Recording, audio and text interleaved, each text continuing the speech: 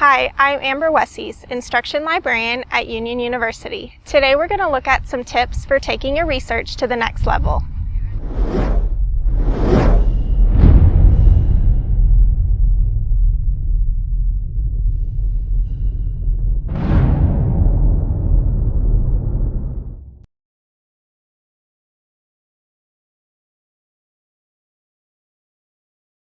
Here are some search tips you can use when searching in a database.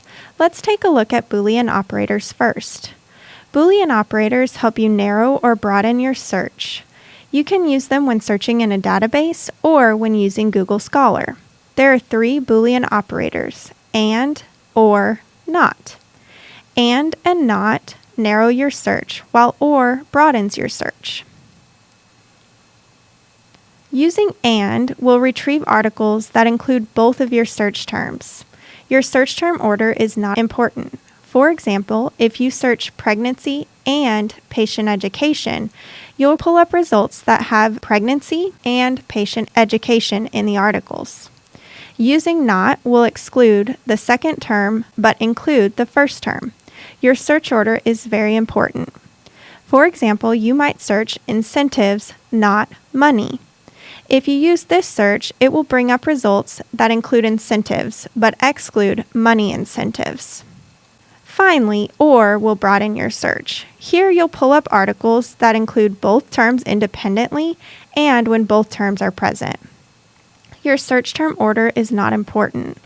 For example, you might search aspirin or ibuprofen. If you search this, it will bring up articles that include aspirin by itself, ibuprofen by itself, or aspirin and ibuprofen. Our next search tip is quotation marks. Quotation marks group words together to make them one idea.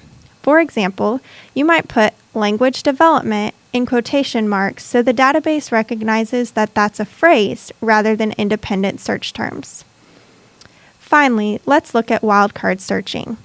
You can use a truncation wildcard search in an EBSCO database using an asterisk. This will hold the place of alternative word endings. For example, you might try using HOUS asterisk, which will bring up results like house, houses, housing, household, and any other word that starts with HOUS. Your other wildcard search is a hashtag wildcard. This is helpful for alternative spellings. Maybe you're looking at words that are spelled differently in British English and American English. For example, you can use pediatric, P#EDIATRIC, which will bring back pediatric or pediatric spelled both British and American English. If you need help searching in a database or need help using these search tips, please contact a librarian or schedule a research coach appointment today, and we'd be happy to help you. If you liked this video, give it a thumbs up. Subscribe to our channel for new content. If you have a suggestion for a video, please drop it in the comments. Thanks for watching!